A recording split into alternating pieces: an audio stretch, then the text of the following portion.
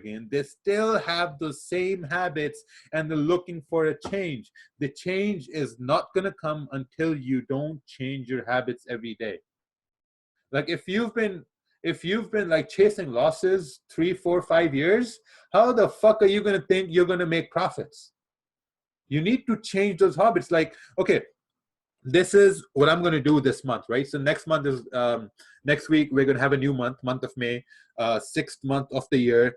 I'm going to trade once a day, right? Because I want more profits. So for me to get more profits, maybe I need to change something, right? Because the things I'm doing now, maybe they're not making me profits. Duh. So maybe try change, try change for a month. Like, I know it sounds stupid to take one trade a day, right? But think about it, right? When people run simulators, they are doing 200%, 300% over the course of 1 week.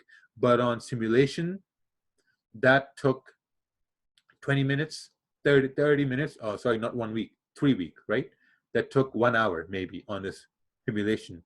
So when you're trading live, you need to understand it's going to take that time. You're taking one trade a day, right? Then you're moving on to the next day. You're taking the next trade and the next day and the next day, right? So you need to develop this change in your habits of trading, right? Because I just say, just try this change for a month and you're going to be amazed. Like Alex here, he had a full margin account. He took that account to a very, very high percentage. He was over leveraging, over trading, and then he brought it all back down because he was over leveraging, right? This happened to me too once. But once he said, hey, like, you know what? I'm going to start doing this one trade a day. It's just profits from there on because he knows it works. And the only thing that doesn't work is doing the old things you've been doing all this time. Like, how much pain are you going to take, right? So you really need to focus on doing something different with trading. Okay, so we're going to talk about some risk over here, right? And I think this is a very, very important topic, and I get a lot of questions on risk aversion as well. So first, what we're going to talk about is a fixed risk per trade. Right now, 5% is wrong. I would want to put this down to, let's say, like a 2%, right? So this is your fixed risk, right? So let's say you're taking a trade, right? You see a setup, you see that, okay, like, you know what, price broke out resistance, it's doing a retest. And I've seen these retests happen on Instagram posts, on people I follow. They've taken retests. So this is going to be a very, very high profitable trade, right? So what you do is you enter a position buy right over here with a stop loss at 2% risk, right? Because trading is taking a risk, right? So if you take this trade, you're risking 2%. If it hits your stop loss, you risk 2%. Oh, well, that's okay. You're going to wait for the next time it does the same pattern. So there you go. That is your static risk, 2%. Maybe your gain is 2%, or if it starts running through, maybe your gain is 5%, right? So that's your static risk. Static risk is when you are not diversifying your risk. When you think, okay, you have a good entry, you're going to enter here and you're going to risk, like, it's going to be a static risk. Like, it's going to be a very, very, like, it's going to, like, straightforward. If it hits your stop loss, you're losing 2%, right? So the next thing, what we really focus on is what I've actually been focusing on is called dynamic. Okay, one thing I want to ask, how's my pace? Like, is my pace too fast? Like, you know, perfect. Yeah, because I know I've been overdosing on coffee a lot, so I'm might be, like, you know, talking a lot. So just want to make sure I'm on good pace. Okay, perfect. Perfect. All right. Next thing is dynamic risk, right? Dynamic risk is when you're spreading out your entries, right? When you're really spreading out your entries, it's when, let's say that you have a zone, right? So let me just draw a 4 hour, let's say this is a 4 hour zone, and price is like tapping this here, and it starts to move up now, right? So it broke resistance, starts to move up, starts to come down, right? So it starts to come down. Now I know most people here are very, very impatient, right? So if you're an impatient trader, I highly encourage you to have a spread out risk, right? So let's say we're risking not 5%, but let's say we're risking 2%. So when you're risking 2%, what you're technically doing is that maybe you're risking 0.5% plus 0.5% plus 0.5% plus 0.5%, right? So you're risking 0.5% per position. So every sell you're taking, you're risking 0.5%, right? When price retraces, you take another, buy. You take another buy, you're risking 0.5%. And when price comes more down, you take another buy, you're risking 0.5%, right? And when you see that, okay, maybe this is not going to do a retest, you close your positions or your stop loss gets hit. How much did you lose? You lost 1.5% rather than losing 2%. Make sense? This is your dynamic risk.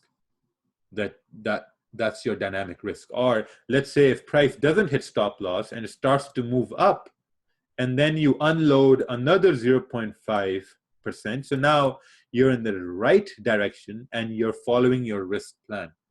So now you have 2% fully running. So it's like martingale. Yeah, it's like martingale, Aubrey, but martingale is generally very, very aggressive, where you keep on adding risk, more risk than you intended to. So that's martingale. It's kind of on the outskirts of martingale, but you're still in your risk parameters, right? You're still risking what you're supposed to risk, but your risk is now diversified, right? Like you have some risk up top, then there's another risk over here, then another risk over here. So altogether, this risk makes up your 2%, right? Or your 5%, or whatever you want it to risk, right? I used to hedge, but I don't hedge now. I mean, hedging hasn't really worked for me, so I don't really hedge right now, because like when you're hedging, you're basically taking on a lot of risk, right? And that's a lot of stress. So it's just not. So you change the lots? No, I don't change the lots when you're taking buys on the same risk. Like your risk is the same, right? So let's say you're using $1 lot. Let's say you're gonna take one position of $1 lot, right?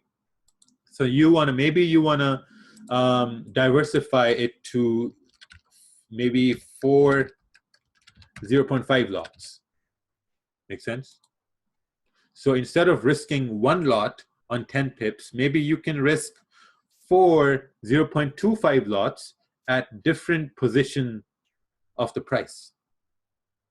Make sense? So when you see that, okay, maybe this is not going to do a retest, you can close with a lower loss.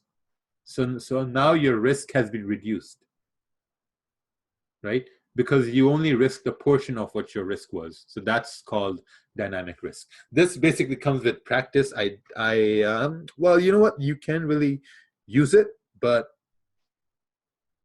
use it with responsibility, right? Because some people, they want to keep clicking. And when you click too much, that's when you start running into problems. I'm going to have a little sip of water. Right, so what did we cover up till now? We covered what you should be focused on as a person, or what you really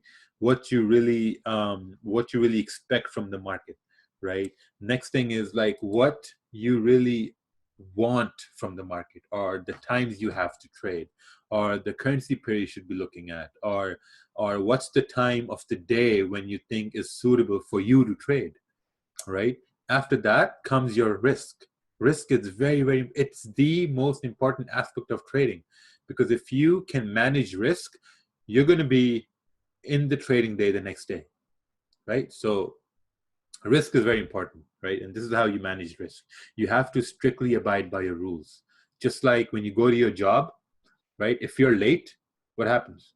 You get penalized, right? Same thing here. If you don't use your risk, what will happen? You lose money, right? So you got to follow your risk plan. Okay, so I have a question, but the lot size changes when you reduce your stop loss pips. Yeah, so basically what happens is that when you know market structure, right? We're going to go over market structure later on. You know that, okay, if price breaks below a certain area, it's probably not going to come back, right? So this is where you're placing your stops. Like, okay, if this goes below here, it's probably not going to come back. So when price keeps going lower and you're taking buys, you're keeping the same stop loss. So maybe if you took a buy right here, the stop loss for this buy is maybe around 8 pips, right? That's a very bad drawing of 8. And if you took a buy right down over here, now maybe the stop loss for this buy is 2 pips. Make sense? So that's how you're diversifying your risk. Like your stop loss gets lower and lower before you know, okay, you know what? If market doesn't reverse from this area, it's probably not going to do a retest. Okay, martingale is when you increase risk, if you lost profit. Yeah. Martingale, I've had some very bad experiences with martingale. Lost 40,000 once trying to do martingale. It didn't really work in my favor. All right. The next thing that we have is number of trades versus the opportunities you see in a day, right? This goes hand in hand with your trading plan. So now I'm going to open up this sheet I have on the side, and I'm going to write down what my risk is, like how much I'm probably going to risk in a day. Typically, I'm probably going to now risk like 5% per day. And how many trades will I be taking in a day now? This is very, very important, right? So now let's say that you have a lifestyle where you can focus maybe 3 hours to the to your trading day, right? Or to your chart. So now you need to see, okay, how many trades am I going to take, right? Realistically speaking, because I see guys who take 5-6 trades a day, right? So for me to be focused, for me to be not stressed out, for me to be like very, very patient, I will maybe need to take 2 trades in a day. That's it. I will only take 2 trades in a day, and I will make sure that I make those trades count. Because what happens? Okay, let me tell you this. When you take a trade in a day and you win that trade, what happens to your confidence level? Your confidence goes up, right? You start believing in your system. You start believing that, okay, you know what? I can make it in Forex. That's what you start to believe, that you can make it in Forex just because you had that one win. Now, when you took that one win, what are you going to do next? Are you going to keep looking at charts? That's up to you, Randall. Randall asked, are you going to keep taking 2 trades a day or 2 trades in a session? That's up to you. That's up to you. What are you going to do? If you won a trade in a session, are you going to continue to take another trade? I know for a fact I'm going to step out of the market. I'm going to stay away from the market. When I take that one trade, that's probably going to give me 5% or 2% or 10%. I'm done. I'm not going to look for another trade because that's it. Why would I want to risk those profits, right? Because when you are looking at the charts, when you're looking at the market, you need to realize that you are fighting the brokers. You are fighting the institutions. You're fighting the banks. You're fighting the unprecedented news. You're fighting Kim Jong-un sending off missiles and Trump tweets. You're fighting all those variables, right? And if you took a punch at the market and you won, be grateful, man, because when you won that trade, what happened? 90% of people lost money when you won. right? Take that in for a second, right? They say 90% of people are not profitable. Why? Because 10% are. And when you win a trade, be lucky that you're one of those 10% that you won that trade. And 90% of the people lost. Like, you know what I do? When I win a trade, I tell my son, like, I know, like, my son is 6 months old. He doesn't know what the hell's happening. I tell him, hey, your dad won today. Your dad is in the top 10% because he won a trade today. So you want to be in the top 10%. Because when you put yourself in the top 10%, what happens over time, man, that top 10% becomes the top 1%. So that's why I say, like, always, always, always make sure how many trades are you taking. If you're taking a trade in one session and that's all the trade you're taking, if you lose that trade, that's okay, right? You lost one trade, right? Now, if you try to take another trade, you might lose that trade, right? So it's always important. Okay, so what my rule of thumb is, I'm going to enter this one more rule here in my thing here, and then I'm going to share this at the end of the webinar.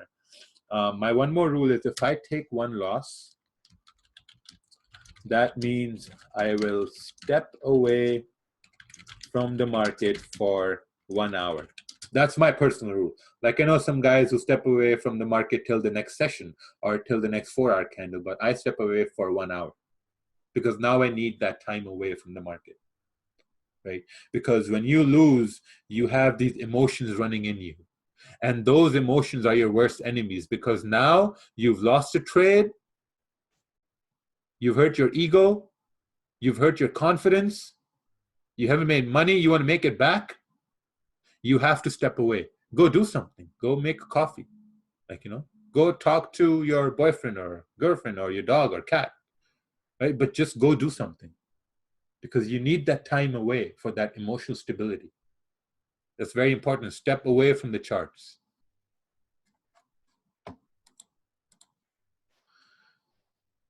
Now, this is also something very important that I see people talk to me about. They say that, okay, hey man, I won a trade, and now the market is moving more, and I want to take another trade. Why? Why do you want to take another trade? Like, okay, a lot of times this has happened in live sessions and even in group sessions, that I've taken a trade and I've got my 10, 12 pips, I've closed the trade, and I see the market move in my way like 20 more pips, right? And all this happens. I close the trade and it moves 10, 15 more pips. And I'm always thinking, oh, why did I close? That's the emotional part of me speaking. Why did I close? Oh man, if I've only let it run. That's my emotional part, right? But my rational part is saying, no, no, no. You followed your plan. Your plan said that you will take 10 to 12 pips. You took those pips.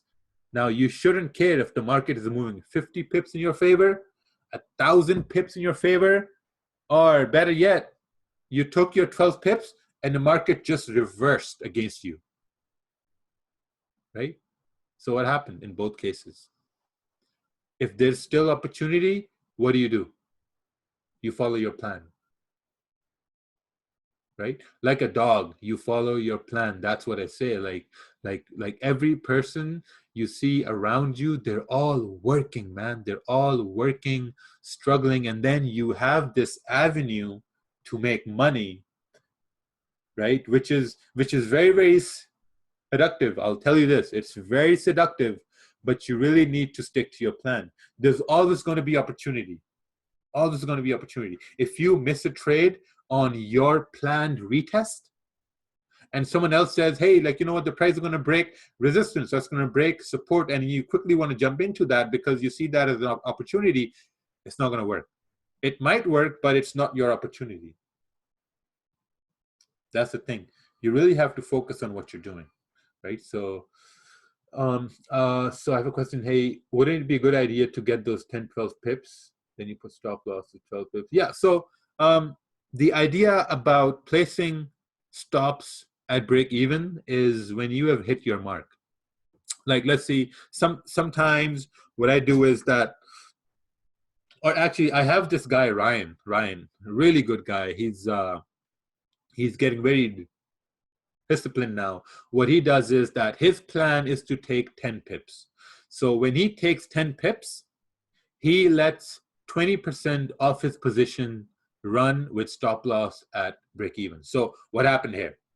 He took a trade, it ran into 10 pips, he secured his bag, right? He secured his profits. Okay, so now he has profits in the bag, his stop loss is at break even. So now he has a risk-free trade. Even if the market reverses and stops him out at break even, it's okay because he bagged his profits, right? Last week, he let that 20% run and it ran 70 pips in his favor. Can you imagine? Letting a position run for 70 pips in your favor and you're a scalper? How does that happen? It happens when you follow your plan. It's not going to happen all the time, but it's going to happen that 2 or 3 times when you're going to make more than what you expected to make, only because you're following your plan. That's happened to me too at times. I'll close, let's say, if I have a, let's say, 5 lot running, right? If I have a 5 lot running, I close 4 lots at 10 pips, and then I let 1 lot run wherever it wants to go. This one day I woke up and I was up 80 pips, right? Discipline. It's just letting things run in your favor because you're following your plan. So let's see what we have next here. How do you condition yourself, right? How? Conditioning yourself to following your plan is having a shift in your mind. Like you literally need to have this shift in your mindset, right? You need, because now when people come to me, they have these bad habits, right? All these bad habits that they've developed over time. Maybe someone told them that, hey, you can trade this pattern at every day of the, at every, like, you know, like every hour of the day or every day of the week, you can trade this pattern, right? So you really need to condition, you need to train yourself. And the only way to train yourself is to just focus on maybe, I'm going to say it again, 1 or 2 trades a day. You need to focus on your plan. You need to see, okay, what do I need to do every day to make this work? Okay, so I have a question here. How do you manage a position that you set on break even, let it run? How do you properly swing at its maximum? Okay, the thing about letting positions run is just letting them run. That's the thing. You never know, right? Because trading is subjective. You can only control what you see. You can't control what you don't know or what you can't see, right? Because people ask me all the time that, hey man, like how come your position ran 40 pips? How did you know it's going to run 40 pips? I didn't know. It ran 40 pips. Or you can go back in the chart. In hindsight, you can draw a zone up there and you can say, oh, hey, look, there was a zone up there. It was a zone to zone. Easy to say, but it's not easy to say when you're in the position, right? If you're in a trade, you can't just say, oh, hey, it's going to go to that zone. What if it starts to retrace? What if it starts to come close to your stop loss at break even? Is it still going to go to that zone? I don't think so. Then you start doubting yourself, right? So the best way is to just bag your profits, get those profits secured, and let it run wherever it wants to go, right? It, like, I'm sure people asked, what's his name, Ryan Ashley, that day, hey man, how do you know it's going to run 70 pips? He doesn't know. He just ran 70 pips. He just had stop loss and profits. The price just went, right? So that's one thing you really have to know, because like most people, what they do is you overcomplicate the market. You overanalyze, and when you overanalyze, you have that analysis paralysis. Then you can't take a trade when you overanalyze. When you put stop loss at break even, stop worrying about trailing stops, or stop worrying about like, okay, where's it going to go. One thing that has really helped me with letting positions run at having stop loss at break even is, like, let's say if it breaks a 1 hour resistance and it's moving up, and it just, like, you know, put stop loss like a little bit higher. That's all what you can do. But like, market is going to do what it has to do. All you need to do is how you are going to perceive it. That's the most important thing. So I'm sure everyone is writing down their plans. For now, in my plan, I have written down the time I'm going to trade. I have written down the market open time. I've written out my risk, the number of trades I'm going to take, and what I'm going to do when I take a loss. So we're going to move forward here. I think there's a break coming up shortly. So let's move forward. All right. This is, I think, the number one psychological aspect that we will go over with together. This has a lot to do with your discipline and your psychology when you're coming to charts as a trader, right? Number one thing, you have a solid trading plan. Okay, perfect. You have this plan and you know that this plan is going to win and you're following this plan every day, right? Now, when you're following this plan and you know, like, you know what, I'm following this plan, why am I still failing? I've heard this from a lot of people. Hey man, I follow my plan, but I'm still failing. What they don't know is that you're maybe not following your entire plan. Right? How many guys here who have a very, very profitable plan? That you know your plan is highly profitable only if you follow it. Only if you follow it. You know, if you don't follow it, you will fail. Even if you don't follow even just a little part of that plan, you're going to fail. And you always do fail. Right? If your plan says you're going to take 1 trade a day and you take 3 trades, you're going to fail. If your plan says that you're going to risk 5% a day and you don't risk 5%, you're going to fail. Every time. It's going to happen every time. Every time, like, I have so many people, they message me at the end of the trading day and say, hey man, I lost X percentage. And I ask them, why'd you lose X percentage? Did you follow your plan? No, I didn't follow my plan. But I saw price was at support. So, you know, like Wicks don't lie says buy support. Well, you didn't follow your plan, right? Because Wicks don't lie says buy support. It's going to make you profits, but it won't because you're not following your plan. You're not following the rules you have for yourself. You're letting that crazy lion which you have in you to step out and destroy you. You have to contain that animal, right? The only time you should be going full on bars is when you are following your plan. When your plan says, oh, hey, like, you know what? This is the setup I've seen and I'm going to take this setup because this is according to my plan. And win or a loss, that's your plan, right? If you lose a trade, it's a lesson, right? We go over it. I'm going to go over how to assess losses, how to learn from losses here in the slide, like later on. But for now, we're going to focus on, like, you know, like what really moves you to take a trade. You need to, yeah, that voice. Yeah, it's a Rakil voice. Okay. So why are you hesitant to take the trade? Is it because you're afraid you're going to fail?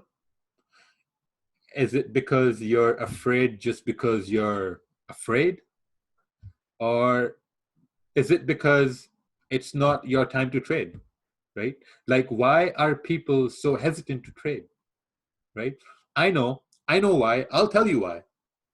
The reason it happens is that when you come into, okay, so I'm just going to be very, very general, right? Like, I'm not going to try to brag about it, but it may seem, yeah, exactly, right side life, because of losses, right? Because when you come into the Forex family, you will see that everyone is going to hit your head with a hammer of like, hey, make a trading plan.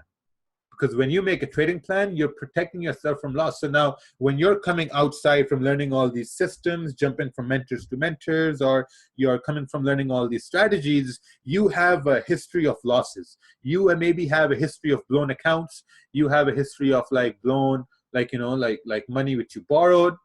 You have those history of losses, and that history of losses is going to determine what type of a trader you're going to be. Either you're going to bounce back, or are you going to keep doing those stupid shit you've been doing for all those years? Right? So all those losses are going to prevent you from following your plan, because now you have a habit of losing. Right? Like the only reason you can step away now, I know it's true for 70% of the people here, that the only reason they will close the charts is because they can't take the loss anymore. Tell me if that's true. That's the only reason you close the charts, is because you've taken enough losses for the day and you say, you know what, enough is enough. I'm going to close the charts. I've lost a lot today. Tell me if it's true. I know it's true. Happened to me.